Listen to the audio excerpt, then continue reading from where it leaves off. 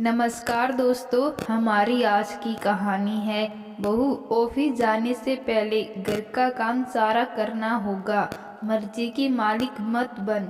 तो दोस्तों, आज की कहानी को आप पूरा सुने। मीना, खाना बनाकर ही जाना ऑफिस तुम, मुझसे अब काम होता नहीं। सास ने अपने कमरे के सामने से बहू को आवाज लगाते हुए कहा। मीना सासू माँ की आवाज सुनकर ठिठक गई। ये अचानक इनको क्या हुआ? कल तक तो ठीक थी, हाथ पैर भी बढ़िया चल रहे थे, आज अचानक यह नया ऑर्डर कैसे जारी कर दिया? 9:30 बज चुके हैं अब, और अब अचानक माँ की बात सुनकर उसका माथा ठिनका। 10 बजे उसे निकलना होता है ऑफिस। उसने जल्दी से ब्रेकफास्ट रेडी कर दिया था सबके लिए। अब खाना भी बनाने उसे ही बोला जा रहा है। हो गया, पहुंच चुकी वह ऑफिस। बनाकर कमरे में गई तो राज ने उससे पूछा, क्या हुआ? मुंह क्यों बना हुआ है? और तुम अभी तक तैयार भी नहीं हुई हो? आज ऑफिस नहीं जाना क्या? ऑफिस जाऊं कि खाना बनाऊं? अब तुम्हारी प्यारी माँ ने ऑर्डर जारी कर दिया है, बिना खाना बनाए ऑफिस मत जाना। पता नहीं क्या हो गया उनको, कल तक तो भली चंगी थी, काम में मेरा हाथ बटाती थी, आज अचानक हाथ क्यों खींच रही है? मीना बोली। पति, अरे तबीयत ठीक नहीं होगी, उम्र बढ़ रही है माँ की भी अब, और घर पर मामा मामी भी तो आए हुए हैं ना। सकता है इसलिए उनके सामने लग रहा हो कि बहू तो जा रही है और वो घर पर काम कर रही है। चलो आज तुम भी घर पर रहो, चाहे तो छुट्टी ले लो, मैं निकलता हूँ ऑफिस बोलकर राज उसे बाय कहकर निकल गया। मीना बस उसे जाते देखती रही। वह अपने ख्यालों में गुम थी कि फिर सासू माँ की आवाज आई, खाना बनेगा कि नहीं? उसने जल्दी से कपड़े बदले और किचन की तरफ बढ़ गई। घर में कुछ रोज से सासू माँ के भैया भाभी भी आए हुए थे।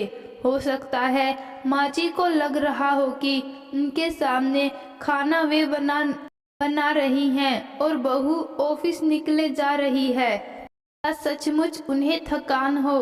सोचकर उसने सारे गलत ख्याल को दिमाग से झटका और जाकर खाना बनाने में लग गई। आज उसने सारी चीजें सासू माँ की पसंद की बनाई ताकि वे खुश हो जाए, और घर पर मेहमान भी हैं तो कुछ बढ़िया तो बनाना ही चाहिए। मटर पनीर की सूखी सब्जी, छोले पूरी, चावल, खीर, और अभी हाल में ही उसकी मम्मी ने जो लाल मिर्च का अचार और मीठी आम की कलौंजी भेजी थी, सब डाइनिंग टेबल पर लगाकर सबको बुलाने गई खाने। तभी उसे अंदर से मामी जी की आवाज आई, जीजी ऐसे ही लगाम कर रखना, नहीं तो तुम काम करते ही रह जाओगी। इसलिए तुमसे कहा था कि ज्यादा पढ़ी लिखी और जॉब वाली लड़की मत देखो अपने राज के लिए। अब देखो तुम काम ही कर रही हो और वे दोनों तो चले जाते हैं ऑफिस, घर तुमको ही संभालना है। नहीं, ऐसा नहीं है भाभी, मीना तो कहती है सब करके जाऊंगी, नाश्ता बनाकर और खाने की सारी तैयारियां करके जाती है वह। मुझे उसकी जॉब से कोई परेशानी नहीं है। सासू माँ की आवाज़ से उसे साफ सुनाई दे रही थी। पर इस उम्र में आपको आराम करना चाहिए, मामी जी बोली। ने बाबा, ज्यादा बैठकर रहूंगी तो और बीमार हो जाऊंगी, हाथ पैर चलते रहेंगे तो कोई बीमारी नहीं होगी, सासू माँ ने कहा। फिर भी जीजी, ये जॉब तो बेकार ही करवा रही हो। मुझे देखो, मेरी तीनों बहुएं घर के कामों में लगे रहती हैं, मैं कुछ नहीं करती, मम्मी गर्व से बोल रही थी। भाभी, मेरी बहू ने इंजीनियरिंग पास की है, अब डिग्री घर की अलमारी में फालतू थोड़ी न पड़ी रहेगी।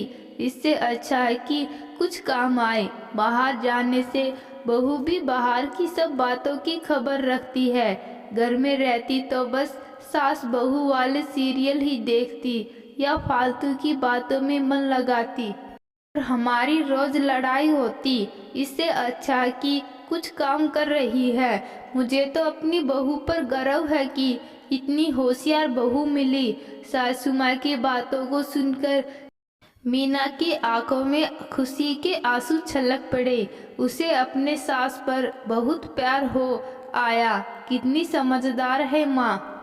इन्हीं के आशीर्वाद से ससुराल में इतनी खुशियां हैं। पढ़ी लिखी है सासू माँ और किसी के बहकावों में आने वाली भी नहीं है।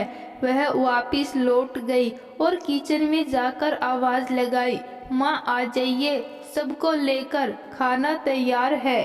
उसके चेहरे में खुशी की चमक आ गई थी। मन में सारा गुब्बार हट चुका था।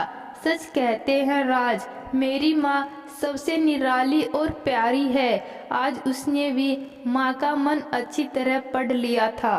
अब लोग डाइनिंग टेबल पर खाना खाने बैठ चुके थे। माँ ने उसे भी अपने पास बुलाकर बैठा लिया कि तुम भी साथ ही खाना खाओ, नहीं तो अकेले खाना पड़ेगा। माँ के चेहरे से उनकी ममता छलक रही थी और वह बस उन्हें देखे जा रही थी। सास माँ के समान है और बहू बेटी के समान है। तो दोस्तों, मेरी कहानी आपको कैसी लगी कमेंट करें, शेयर करें, चैनल को सब्सक्राइब करें। धन्यवाद।